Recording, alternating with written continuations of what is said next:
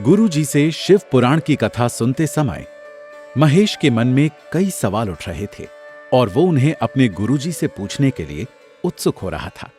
गुरुजी, क्या शिव का पाठ, उनकी भक्ति और पूजा कठिन है? महेश, शिव देवों के देव महादेव हैं और शिव पुराण में उनकी पूजा और उनकी भक्ति के लिए भी साधन दिए गए हैं।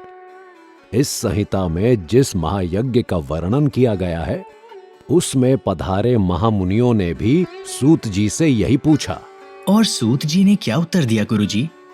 सूत जी कहते हैं, हे शौनक जी, श्रवण, कीर्तन और मनन जैसे साधनों को करना प्रत्येक के लिए सरल नहीं।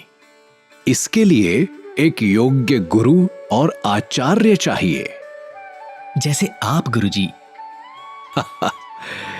परंतु क्या तुम जानते हो कि सूत जी ने एक गुरु की विशेषता क्या बताई है?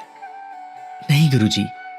सूत जी ने महामुनियों से कहा, गुरु के मुख से सुनी गई वाणी शिष्यों के मन की शंकाओं को दूर करती है। गुरु मुख से सुने शिव तत्व द्वारा शिव के रूप स्वरूप के दर्शन और गुणानुवाद में रसानुभूति होती है। इसका अर्थ ये कि एक गुरु ही इस पुराण को सरल भाषा में और उसके सभी रहस्यों, ज्ञान और विशेषताओं को शिष्यों के साथ बांट सकता है और इसी सरल विधि को समझकर भक्त कीर्तन कर पाता है। पर अगर ऐसा संभव ना हो, यानी अगर गुरु की उपस्थिति ना हो, तो तब शिष्यों को क्या करना चाहिए? यदि ऐसा कर पाना संभव ना हो, तो मोक्षार्थी को चाहिए कि वो भगवान शंकर के लिंग एवं मूर्ति की स्थापना करके प्रतिदिन उनकी पूजा करे।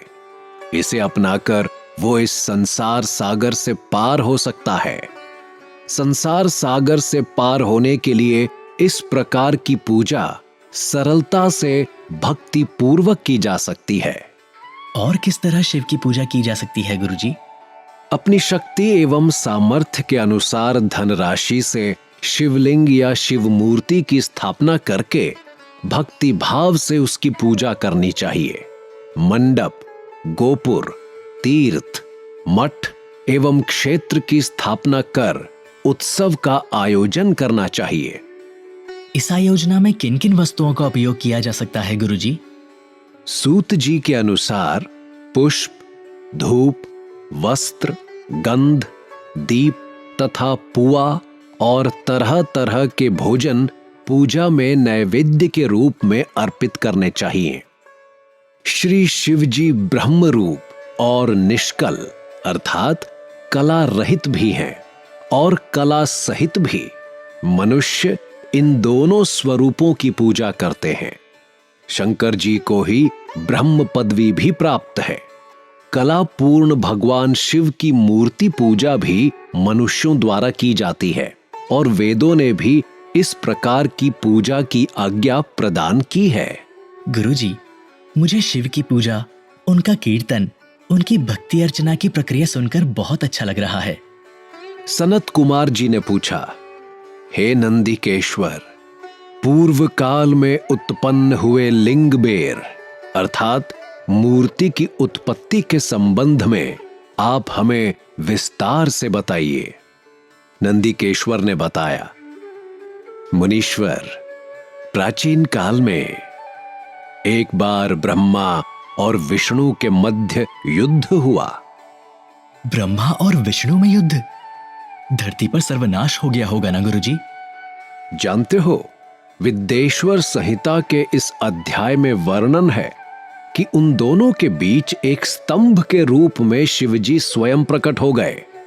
हे भगवान, फिर क्या हुआ गुरुजी? इस प्रकार उन्होंने पृथ्वी लोक का संरक्षण किया। उसी दिन से महादेव जी का लिंग के साथ साथ मूर्ति पूजन भी जगत में प्रचलित हो गया।